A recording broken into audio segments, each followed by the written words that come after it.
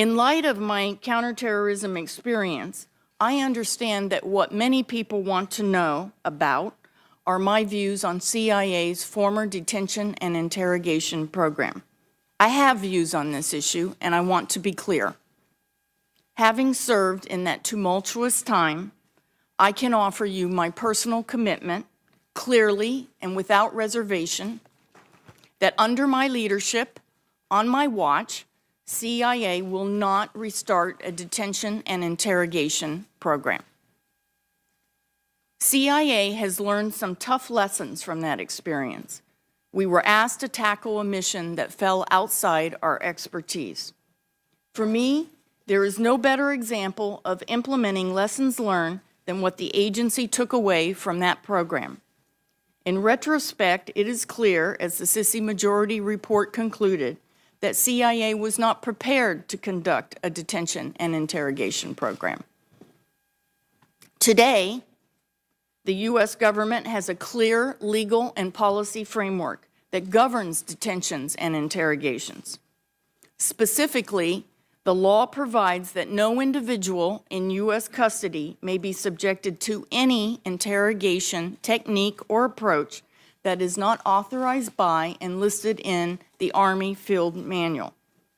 I fully support the detainee treatment required by law, and just as importantly, I will keep CIA focused on our collection and analysis missions that can best leverage the expertise we have at the agency. I heard your statement about the fact that if you're confirmed, there will never be an interrogation program under your leadership, and you addressed the issue of the fact that it is against the law. Question I have, with the benefit of hindsight, do you believe the program, in terms of the interrogation program, was consistent with American values? Senator, as we sit here today, and with some distance between us and the events of 9/11, the Congress and indeed our nation have had an opportunity to have a debate about the interrogation standards we want to use as the United States of America. We have decided to hold ourselves to a stricter moral standard for DOD that is defined in the Army Field Manual. I support the United States holding itself to that stricter moral standard, and I support the Army Field Manual. But Ms. Haspel, that is answering on a legalistic. We're asking you to take on a position. I understand with RDI you were downstream, not part of the policy making. But if you're entrusted with this responsibility, I need to at least get a sense of what your moral code says about those kind of actions, because there is the potential that this president could ask you to do something. He obviously believes in these procedures, but even if he asks you to do something that is not directly related to detention and interrogation, but if he asks you to do something that you believe is morally questionable, even if there is an OLC opinion that in effect gives you a get-out-of-jail-free card, what will you do in that action when you are the director of the CIA? Senator, my father's watching today. He served 33 years in the Air Force. My parents gave me a very strong moral compass. I support the higher moral standard that this country has decided to hold itself to. I would never, ever take CIA back to an interrogation program. First of all, CIA follows the law. We followed the law then. We follow the law today. I support the law. I wouldn't support a change in the law, but I'll tell you this, I would not put CIA officers at risk by asking them to undertake risky, controversial activity again. Ms. Haspel, my question is this. On a going forward basis, if this president asks you to do something that you find morally objectionable, even if there is an OLC opinion, what will you do? Will you carry that out, that option, and that order, or not? I mean, we're entrusting you in a very different position if you're confirmed. I just need to know what your response to Senator, that would be. my moral compass is strong. I would not allow CIA to undertake activity that I thought was immoral, even if it was technically legal. I would absolutely not permit it. So you would not follow the order if you felt it was?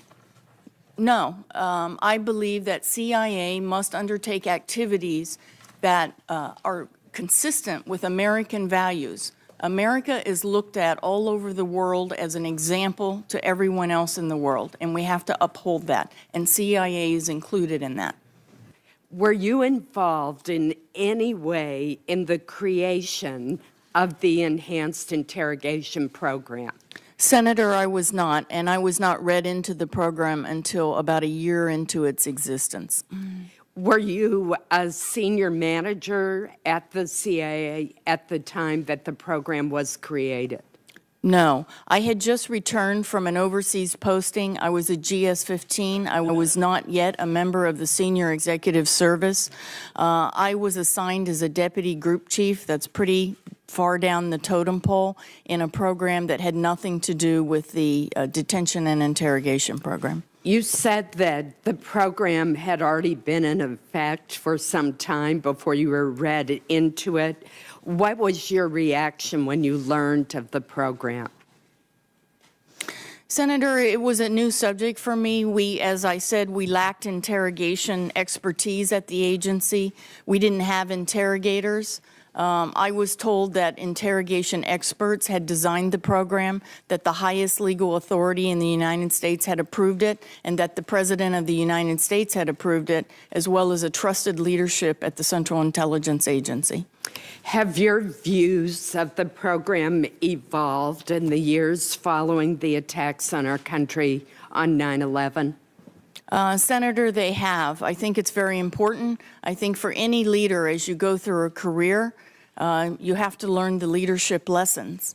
I'm not going to sit here with the benefit of hindsight and judge the very good people who made hard decisions, who were running the agency in very extraordinary circumstances at the time.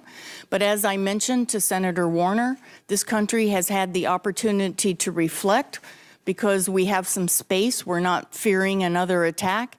And we have deliberated about the standard we want to use in interrogations, and that is the Army Field Manual. The very important thing to know about CIA is we follow the law. We followed the law then, and we follow the law now.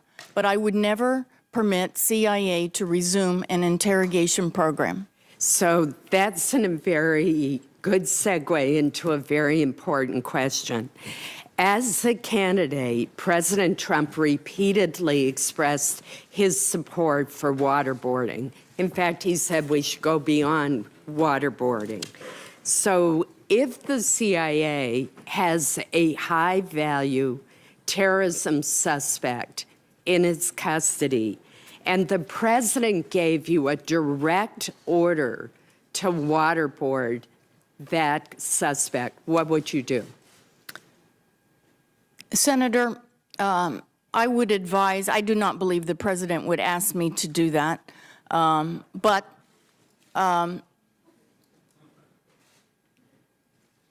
we have today in the U.S. government other U.S. government entities that conduct interrogations. DOD uses the Army Field Manual, and they conduct battlefield interrogations, and CIA has incredible expertise it can bring to the table in support of those interrogations. The FBI has its authorities to conduct interrogations, and as you know, we have the high-value interrogation group. So, you know, I would advise anyone who asks me about it that CIA is not the right place to conduct interrogations. We don't have interrogators, and we don't have interrogation expertise. So I believe that that would be the reason I have been nominated is that people have some respect for my views on these issues. My experiences during those days after 9/11 inform my views. I'm extremely knowledgeable, and I'm also extremely knowledgeable about the price CIA working level men and women out in the trenches paid for decisions made after 9/11. So debriefing a source is very different from interrogating a detainee. Should the CIA even be in the business of interrogating detainees? We're not in the business of interrogating. Because of the Hague is what you're saying. Well, we're not in the business of interrogating detainees. As you said, there's a big difference between interrogation and simple question and answer.